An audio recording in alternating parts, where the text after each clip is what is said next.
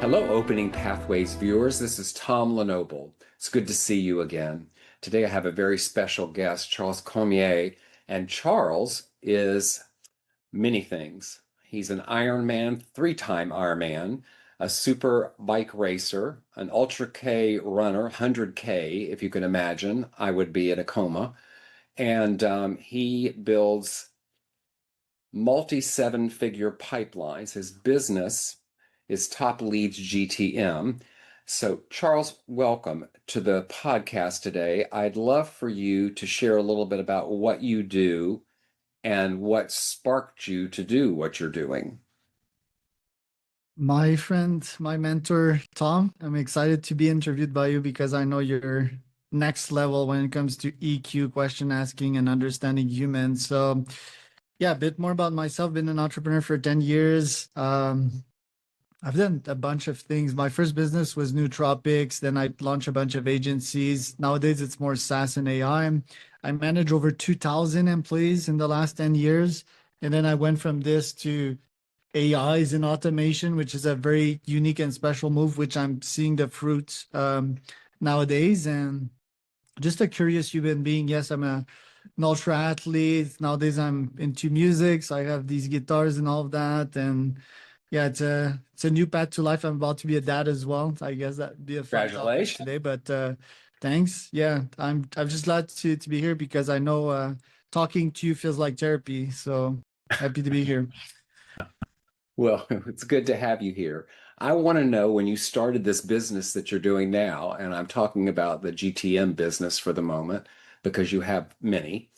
Um, we'll talk about some of those other ones in a few minutes. I want to know when you knew that this was what you wanted to do, when you know this was your path, this GTM, and tell us about what it actually is that you're doing.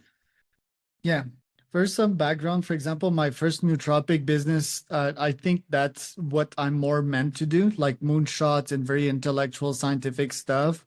But that business didn't pan out. We had the best product ever, but we had no distribution, right? So what you need nowadays to have product market fit and scale, you can even do it without much capital, is the best product ever and the best redistribution. So after that failure, I was like, what did I do wrong? I thought I was a good sales guy. I thought I was a good marketer, but I wasn't. So I tried a bunch of agencies, Facebook ad agencies, AdWords agencies, LinkedIn outreach agencies, cold call center with 200 employees. And I stumbled upon cold email. I was like, holy moly, this is super scalable. I can send 2,000 emails a day, can get a nice conversion rate. I have full control over my stack as a libertarian. It's like a Frankenstein tech stack, but once you get it all together, once you understand a bunch of things about copywriting, your ICP, your offers, and human psychology, which I guess is the most important, then you can get a bunch of leads. In my case, nowadays I have 1,300 mailboxes. I'm doing 20 positive replies per day, which convert into 5 to 10 meetings per day. It's quite intense, right? I've been imposing that challenge on myself for quite some time. But to answer your question, it's fun because it's instant gratification, right? You launch something and the next you see immediate results, especially with my own campaigns. But it's also fascinating to one, speak to so many humans and also to get that many reactions via cold email on a daily basis. I get like tons of data from humans, whether it's a fuck off, whether it's a interesting cold email, I'm not interested. So I'm getting like all these replies, and that's just super entertaining for a scientist, a human student like I am. So it's not necessarily what I'm meant to do. What I'm meant to do is probably some AI and AGI stuff, like some Altman. Um, but I'm getting there. It's a different path for sure, right? I decided not to raise capital for that one, fully bootstrapped. I'm making good money. I have a great life. I have like my best life since the last 10 years. I've been a nomad before that, and it's fun, but I feel I'm not reaching my full potential. I could be doing something much more ambitious, much more moonshotty. Now, as Charles tells you this, and he's talking about there's something he hasn't reached yet, I'm going to ask him to tell you about these other, I'm going to call them subsidiaries. We'll just call them that because he leads a meditation group from CEOs all the way to other very tech adventures. Tell us a few about some of those things. Yeah, the podcast as well would be a pretty significant one. I interviewed like 5 to 7K CEOs and founders. That's been quite instructive. And even that funnel is not fully done. I want to tell you one funnel I've been using for one of my coaching clients after we're done here. Maybe I can briefly tell about it, but you basically interview people on your pod. In that coach's case, after the pod, we're like, hey, can I give you for 15 minutes coaching session after we're done? And in exchange, you give me a nice testimonial, plus you give me the permission to reach to your first connections on LinkedIn via cold email. And that funnel is working like crazy. So I'm still putting the pieces together, right? There's cold email in some place, there's podcasting. The meditation group is just a way for me to keep touch with folks after I've done the podcast. And I found that there's a very strong product market fit. Everything in my mind is product market fit, right? That's how my mind works. It's free, but I still have a nice show up rate. I have low churn, even though people are not paying. But the effect of that is that one, it's a product. So it's like my craft. I'm just constantly building new stuff and testing out from scratch. Two, it's nice for CEOs to just relax. Three, we get to connect because after we're done meditating for 10, 15 minutes in the group, people stay and talk. And now they're in a different state than when they actually arrived in the group. And I don't want to be like some kind of meditation guru or whatever, right? Like I'm quite libertarian and I'm sort of opposed to a lot of these meditation gurus that you had your experience with that as well, I must guess. But I think it's just a concept that is a low-hanging fruit. It's super easy to organize. It's like a Google Calendar meeting and a Zoom call. That's what it is. We meditate in silence for 10 minutes. Like, how hard is that? I mean, for a lot of humans, it is hard, but for me as the group leader, I just sit down, I press mute, and then we start some music, some calming music. And I just think it does good as well, right? Because I feel that although I'm making some money in many ventures, I don't do enough good and I donate a lot, but I could be just giving more. So, and yeah, the final piece that I'll add is that once people get to know me and with my multiple facets, which is hard to do because I have so many, but people are like, yeah, Charles pretty cool. Charles pretty knowledgeable, pretty chill. He's different. He's authentic. And then that drives me more clients. So there's like that aspect as well from the group. Yeah, when I met Charles, one of the questions I asked him was, "Do you sleep?" And you do. A Actually, he lot. gets a good night's sleep every night, and takes really good care of himself. And I'm anxious to see how being a new dad's going to change his life. But for now, I want to go backwards.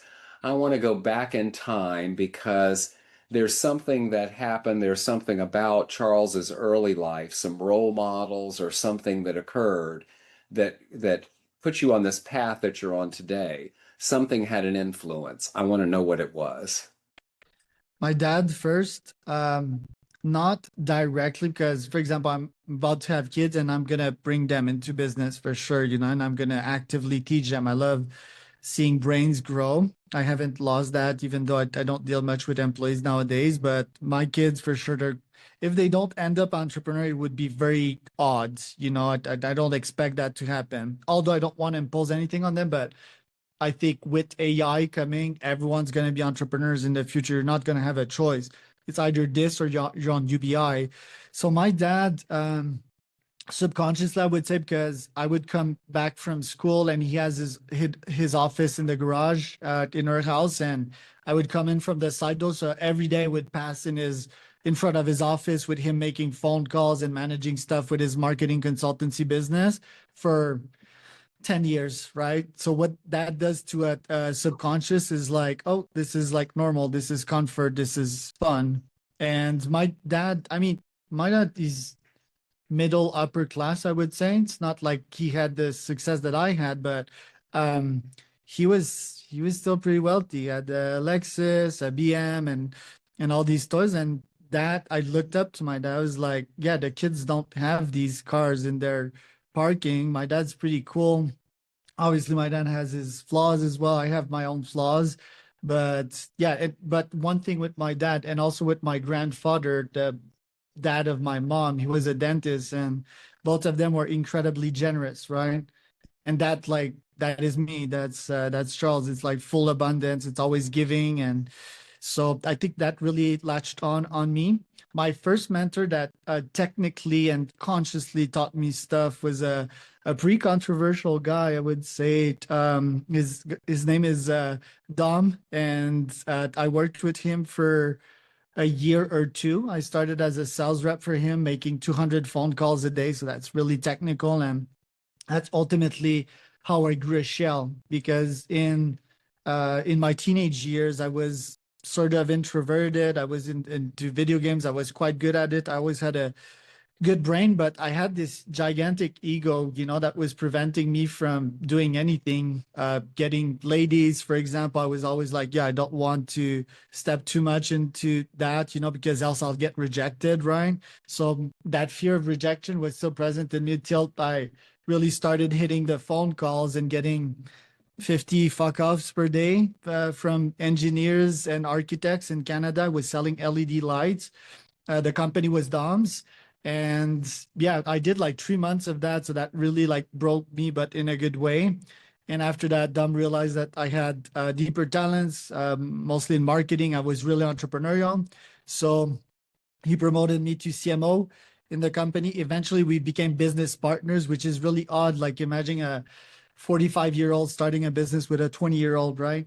And yeah, after that, I had the equity in the company, and the agency were just starting, and I just realized like, yeah, that I won't put a ceiling over my head. I'll just start by my own. So I was quite arrogant as well, but it panned out pretty well, because I just after that I started my own companies, no partners. He was still an amazing mentor, because it was very much the Steve Jobs archetype, very much moonshotter, visionary type, lots of ideas, some execution. And that really inspired me. It was like, I have no boundaries.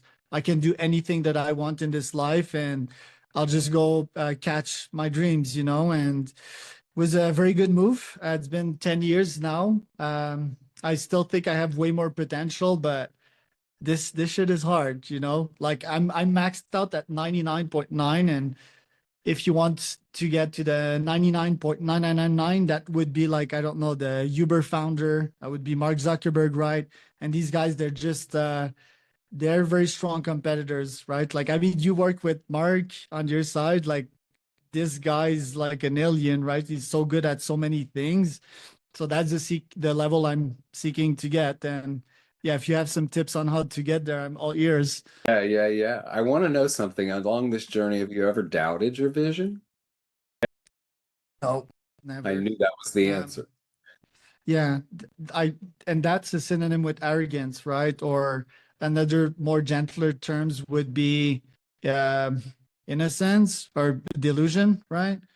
Like you're not conscious of like how hard it's gonna be. It's just like me signing up for this 110K, right? Like my mind thinks it's gonna be something. These memories are mostly made up, also of the last 100K that I made, but in reality, it's a grind, it's a hustle. So I think you absolutely need to have that, else you'll just hit wall after wall. And I mean, yeah, there's a famous question: is are entrepreneurs built or made, right? Like, sure, I had the genes from my dad, my mom. She's quite like on the anxious side of things. I have OCD in me for sure. I have quote unquote ADD, but yeah, I have something quite superhuman from a brain perspective. So I also had trust in my talents, but of course I'm delusional. Of course, like yeah, if you listen to Elon for 2 seconds, you think this guy is makes sense. No, he just has a vision, has some confidence, and it works in probabilities, right? So 15% chance of success, zero, 3%, and we do with what we have, and we constantly need to condition ourselves again and again to get to the destination. But no, I never doubted myself in my vision. Of course, sometimes I'm hurt like a wounded animal, like today, instantly the bug, that happened this morning, and like me sending multiple emails to people I shouldn't have to because of instantly, but I'll take the blame for sure. Like that was, this is not a good day today. But now I have this podcast. Hopefully I'll feel better. Hopefully I'll gain more traction after that. And maybe I'll recover today. Yes, I think you give us as an important lesson in life, Charles, is just to keep going. There are no do-overs. I talk to people all about this a lot in my practice, is that some of us get hung up in the past so much that we forget about what's going on right now, or we're so focused on what's in the future, of which we have very little control over, because if we don't live in the present, we don't make the future, and how we bring ourselves back and how that can inspire us to keep going. I want to know if you could go back to day one, would you do anything differently, or would you do it all the same way? Metaphysical question. I do think we're gonna, yeah, have control over time someday, in a couple of decades with quantum physics, and but yeah, how weird would that be, right? I think that would be such mind bending for the human mind and body. In my case, like the obvious answer would be no, like because of ego, most probably, right? Yes. If yeah, if I would let my ego aside, yeah, I'd probably do some things different, but in that situation that younger me had, I think I did a very fine job at making good decisions in these moments. For many reasons, right? I've always optimized my brain. So yeah, there's the genes aspect, but I've always been a biohacker. And I think my number one skill in this life is making good decisions, aka evaluating risk, right? And thinking of probability. And by the way, GPTs are pretty good with that as well. If you feed them sufficient information, they can give you percentages of how good your decision is in that time. But some decisions that were good in my life, there's like probably two or three that are flagship. So I was refused in law program when I was 2021. So that was a good thing because else I'd be a lawyer. Pretty sure I would have boxed out of that and be an entrepreneur anyway. But that brought me to being accepted in the international business program, whatever that is. And that program gave me the opportunity to travel to Hong Kong. So that really was great. I talked about like the cold calls that broke me, but being thrown in Hong Kong, I don't speak much English there. Everything's in Mandarin. That was really, yeah, a huge trampoline for me, or a huge stepping stone, sort of, because I was by myself. Like for 4 months, I was grinding on my businesses, like for 16 hours per day. I just go out for running. So I discovered ultra running back then because I had to climb the back of the mountain. In Hong Kong, there's a lot of beautiful mountains. When you get on top, you get like the full sea view, right? So it's just beautiful. And then you stop to meditate in Buddhist temples, which is also a great experience. But yeah, that really was like, okay, you're an adult now.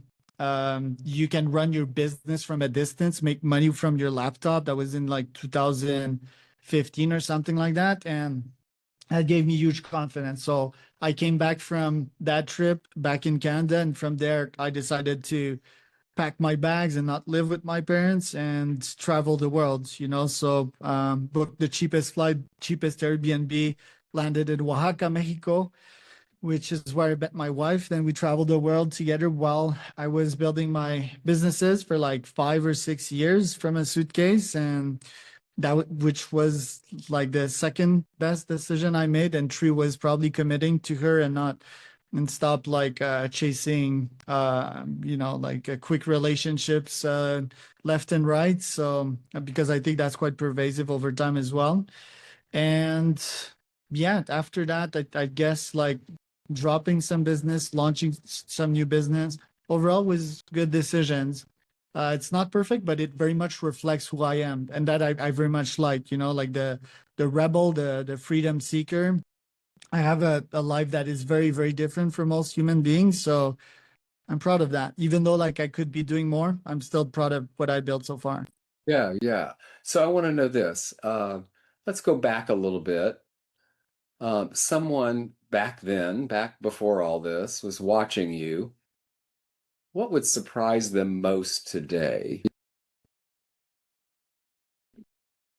I don't think most would be surprised because I was always like a a special kid. Like I was the life of the party. I was the class clown as well. So I was always like quite on the edge there, and most people looking at me, I don't think they'd be surprised to see that success, that I'm a serial entrepreneur and that I do all of these things. They would be surprised of one thing actually, and it's ironic because yeah, I just said that they wouldn't be surprised of that success, but I could very much hit the other side of the coin, which is getting into trouble. For example, yeah, like some people would expect me to be in jail, most likely. With like my background as a little clown and troublemaker. Um, I think what saved me from that is my parents and the my middle upper class background, right? Like the education they gave me, that sort of safety net. Because yeah, that could have led to some surprises with like my background and outcome. But I think yeah, it panned out well.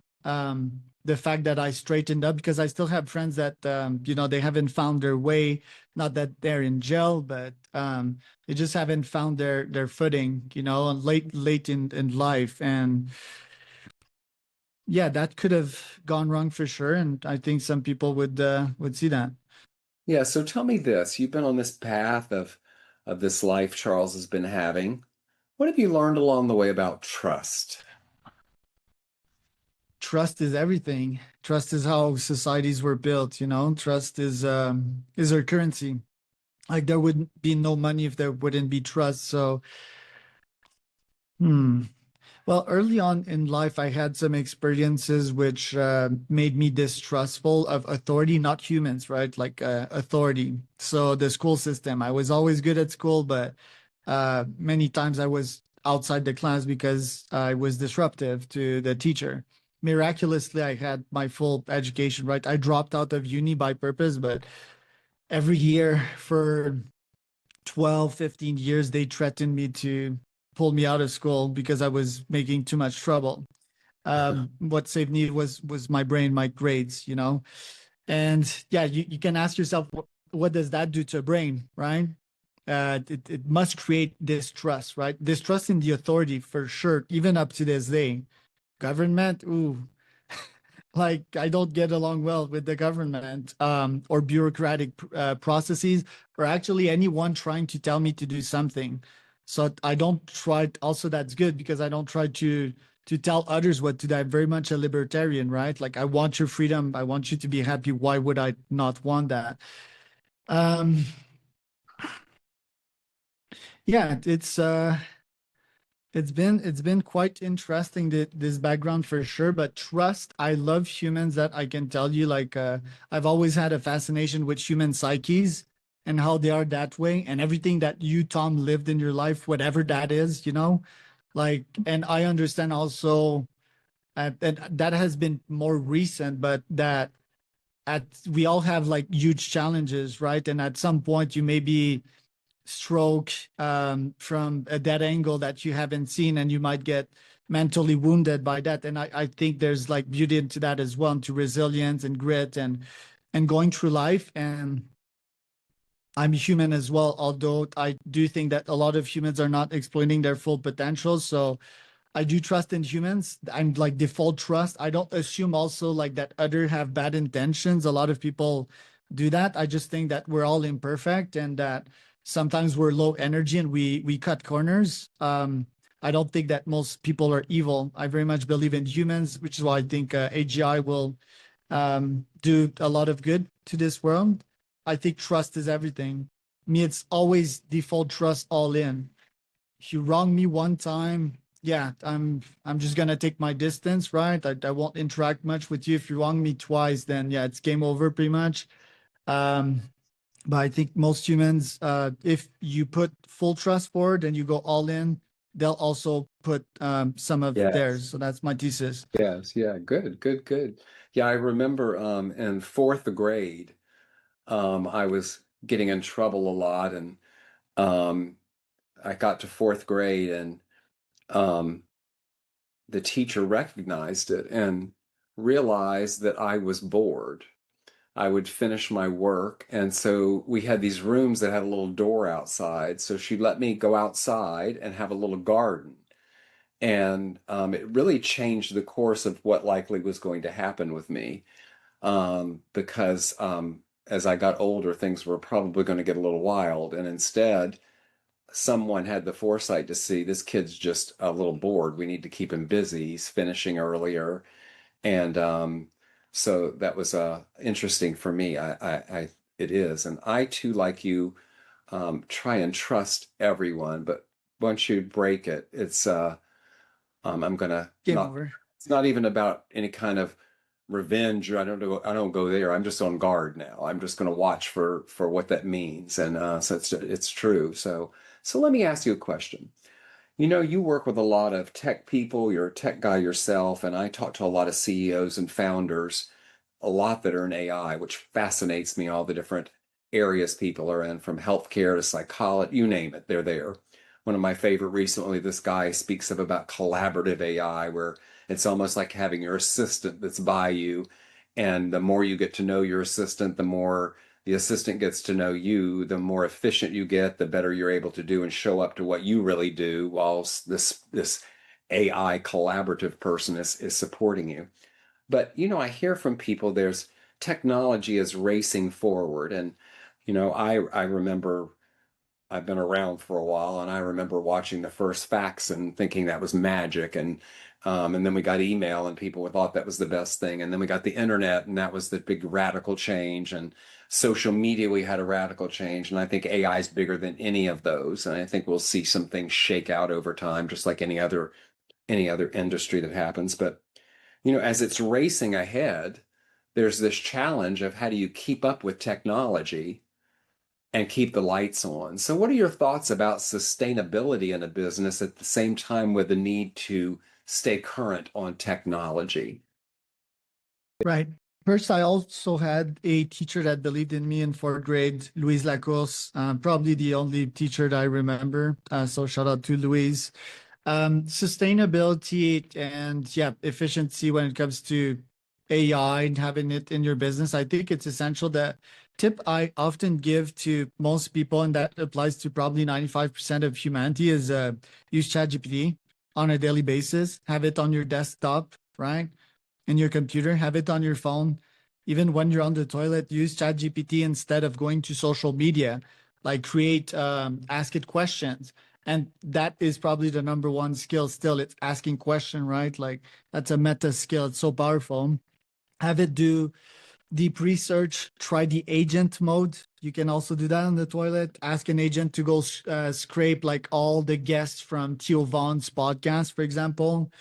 But yeah, use the technology and just one app. You don't need to try like Claude and Gemini and all of that. Just like use one app, ChatGPT. It's like ChatGPT 5 now. If you have the budget, which is probably most of the case of most of the audience listening to this podcast, go with ChatGPT Pro. ChatGPT Pro has more benefits, has better memory, better thinking skills, so you can even go deeper with that. And I think I would just limit it to this because it's habit building. A lot of folks nowadays, they still don't fully use AI, and I think that's a big problem. That's why people are so afraid of missing out. In reality, if you use ChatGPT every day and you have it on your desktop, if you talk to it, also you can call it and have conversations with it. Just if you do that, you won't miss out like 95% of what's happening.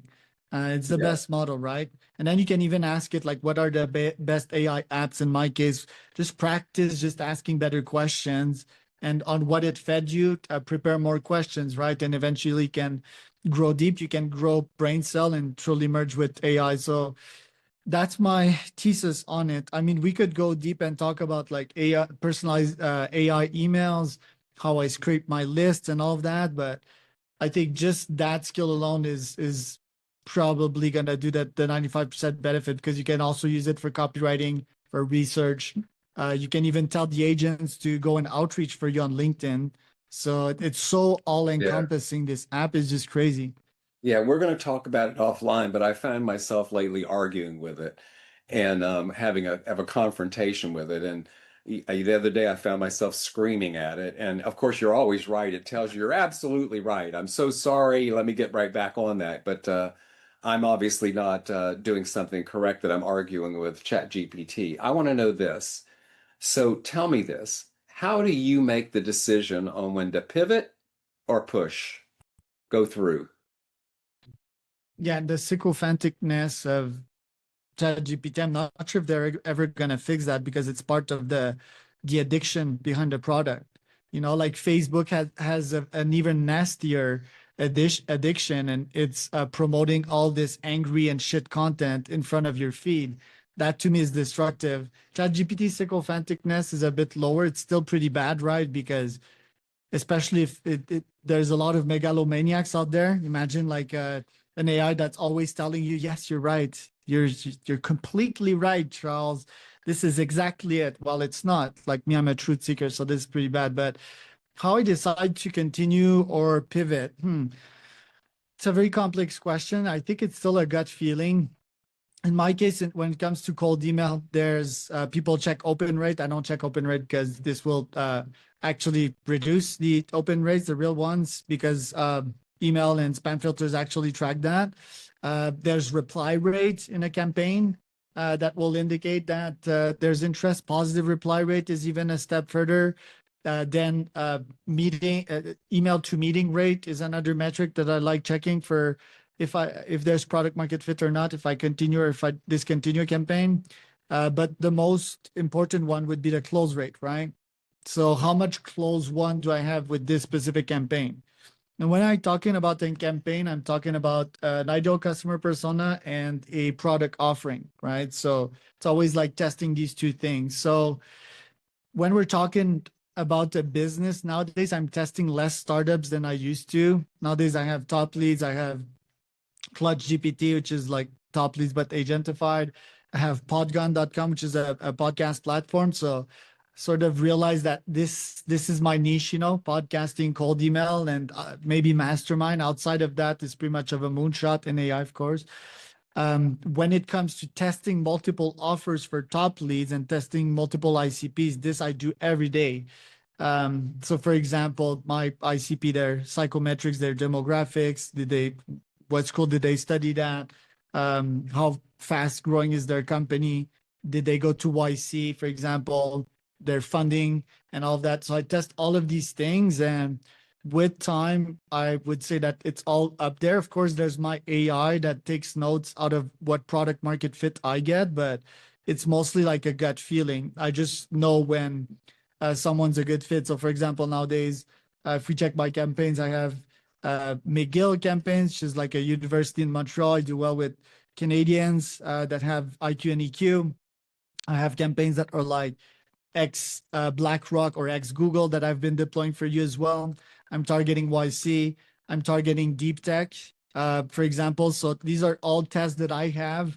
And like you're connected to this guy, I'm also connected to this guy. That's also quite the powerful one. So I'm testing all of these ideas because I had hints on conversations, whether it's a sales conversation or whether it's a podcast conversation, that, oh, this guy went to Harvard, for example, and he's quite well put. He's like my CP. I feel he could use my stuff. So I'm just going to finish the podcast. And after that, I'm going to launch a campaign targeting Harvard people. So my brain works in getting ideas, executing extremely rapidly on them. That's super important.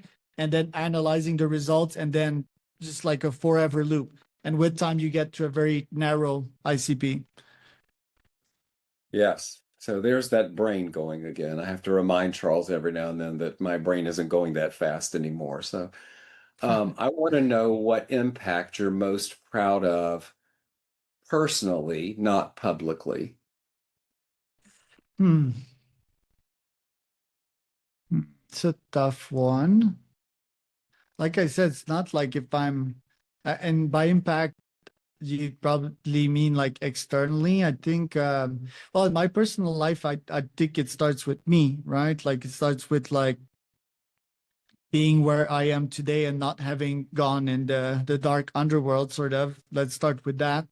Then to my wife, I guess, like being a good husband. That's a good accomplishment as well. and my dogs that are right next to me, like bring them out on a daily basis. Then after that, with my family, I would say just calling them on a weekly basis and being a good son, being a good brother.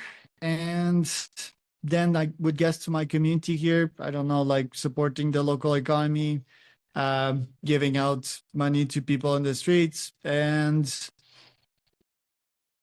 the content that I put, maybe my Yeah. clients. Yeah, After that, I would say what are Charles' values that are non-negotiable? honesty, authenticity. That's always the number one. Even if that means, I mean, I'm working on my EQ, right? But I've been for a lot of time like pretty abrupt in things that I said. So I think that's number one. Two, constant improvement, I would say, like being better 1% on a daily basis and being ambitious, being gritty. That's 100% me. Mm, IQ and EQ for sure, like being smart, working hard. These are my values and just adding value to others. I think that's like being generous, right? Like when I we talked about that when we started the interview. So being generous also Yeah, pretty yeah. tip top. Have you ever said no to anything business-wise because it wasn't aligned with your values? Yes, but I think I wasn't put much in these situations, like I don't know, working with a porn company because they just see who I am. You know, I think you naturally repel dark people and dark people attract other dark people. Like for example, I work with a bunch of crypto clients, right? And my crypto clients that they're great. And I will add that as well, which is a bit contrarian, but I think evil people or dark people, or at least people that don't share my values, I don't think they're quite successful. So they wouldn't even have the money to pay me. Interesting. Tell me, what's your boldest vision for the next 5 years? Hmm. I would segue into agentifying top leads altogether. So it's like a sales agent, like a Charles, but multiplied by a million. And from there, I'd use the proceedings of that to start a full AGI company and pursue AGI, eventually connect bandwidth machine through a Neuralink. And I would also like to crack longevity. So that's probably not 10 years, probably like 30 years, but that's what I want to crack. That's my moonshots. Got it. Got it. Got it. So let me ask you this. I have this feeling, viewers, you're going to write to me and say, let's do another round with Charles. But for today, I want to know this. If your younger self were watching this podcast, what would you tell him? Hmm, let's see. Keep on doing what you're doing for sure, because like I said, I trust my younger self. And it's interesting because I need to go back in time in like an earlier phase, because if we go back to my 18-year-old self, addicted to video games, pornography, and alcohol, and probably some drugs, although it wasn't really an addiction, I would tell him like, dude, what the fuck are you doing? Like that guy wasn't on track. If we talk to the post Hong Kong guy, I don't have much to say to that guy. That guy already was on track, you know? It's like a very similar version to me, but that younger self, yeah, would definitely go for a run. I wouldn't even talk to him. I would just like, let's go run. Let's go for a 10K. See if you're a tough guy, you know? Um, and after that, like once I would see him struggle on the uphill, I'd say, there you go. That's the shape you put yourself in. You're sort of wasting your life away. It's not really your fault, right? Because you didn't have anyone to guide you, but now maybe you want to listen to me and go start a business, start taking care of yourself, start having such a big ego, right? And just sit by me by this desk and we're gonna launch a business together. There That's you what I go. would tell him. There you go. Charles Comier, CEO of Top Leads GTM, 3 times Ironman, 100K ultra runner, superbike racer, meditator, lover of great food and great espresso, someone who I enjoy talking with a lot. Thank you for being on Opening Pathways today. Thank you, Tom. And to my viewers, I'll see you next time on Opening Pathways. But before I go, I want to ask you, Charles, if someone wants to communicate with you, how can they find you? Yeah, charlescourtney.com or Charles Courtney on LinkedIn. There you go. Thank you, Charles, for being here today. See you, viewers.